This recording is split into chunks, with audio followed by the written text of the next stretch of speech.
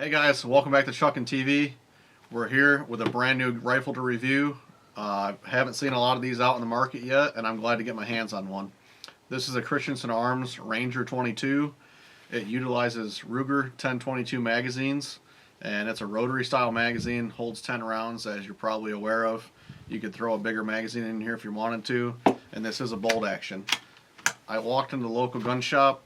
I saw the rifle sitting upright, and all I could see was the 1022 magazine. And I said to the salesman, "Hey, let me see that Ruger 1022." And he said, "Oh no, it's not a 1022, it's a Ranger 22." And I was like, "All right, let me see that thing." First thing that struck me about it was the carbon wrapped barrel and just the fit and finish of the stock and the way that it's sloped out like a tactical rifle. From my understanding and what Christensen tells you, this thing is basically designed for precision shooting. They offer a 3-shot sub-MOA group at 50 yards, which, as you know, that's a half-inch group. So we're definitely going to test it out here today. And as you can see in front of us, we've got a pile of ammo to test out. We've got some Aguila, a multitude of CCI. We've got velocitors, mini mags, this is the target mini mag with a 22 long range, or excuse me, 22 long rifle hollow point. We got some stingers, which I believe that's their fastest round that they offer, doing supposedly 1640 feet per second. We're not going to test the speed, so we already know this stuff's pretty high quality. Got some Federal Gold Medal match, and of course the tried and true standard velocity from CCI as well.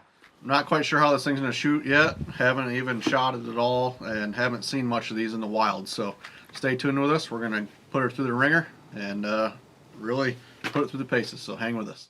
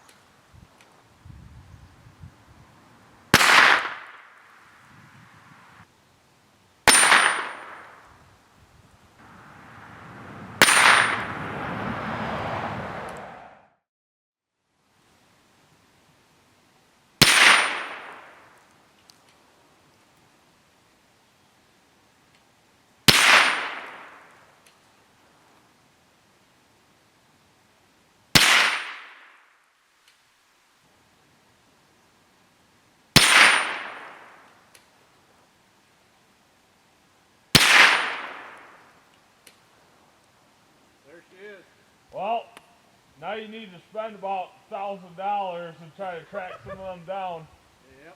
Yep. That's the load right there.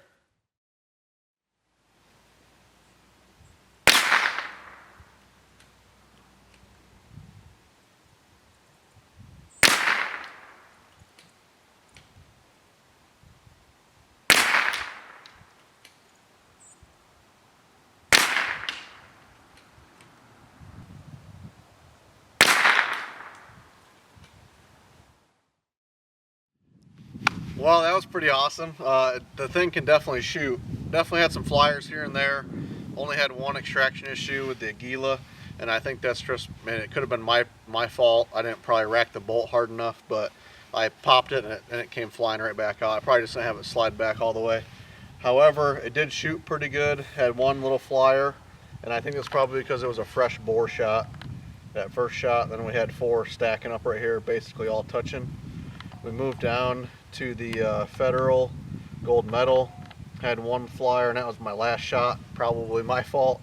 Had 4 down here, very, very close. Then we moved over to the mini mag 36 grain. It kind of had a more of a vertical spread to it. Had 2 in that hole, and then otherwise we had some spreads. Over to the Stinger, had 3 shots right there, real tight, and on 2 flyers. I think they're just moving a little too fast for this thing. Moving down to the mini mag 40 grainer, pretty respectable group. Had 4 shots there, 1 off.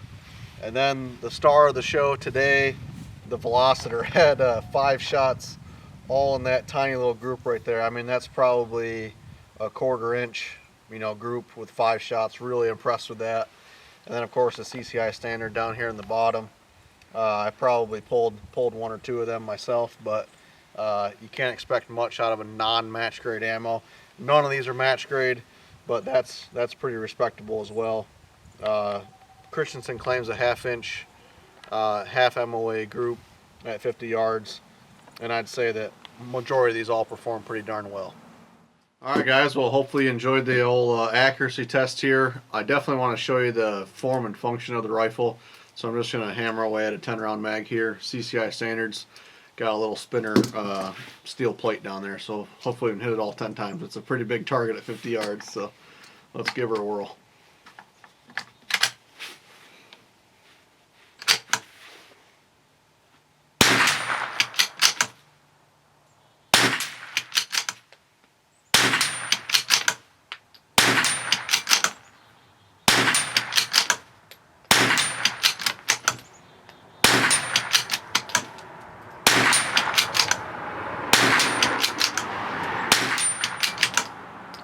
Empty. Well, no ejection issues, no failure to feeds. I will say, first and foremost, the action is not as smooth as what I was anticipating it to be. It locks up nice and tight, which is awesome, but for whatever reason, it binds right here. If you're not going straight forward and you tend to pull up on it, which I do, it binds right there, but if you rack it home like you really mean it, you'll have no issues with it at all. I did take and clean this thing out. I took the whole gun, stripped it down, got all the junk out of there, re-lubed it, and it's working pretty good as you saw right there. So once again, thanks for liking, sharing, subscribing. Thanks for watching this video. If you can join us on Patreon, it would be super helpful. Like I said, we're buying all this stuff out of our own pockets. Hopefully you guys enjoy our videos, and please always leave us a comment, leave us a like, and subscribe to our videos. We'll catch you guys in the next one.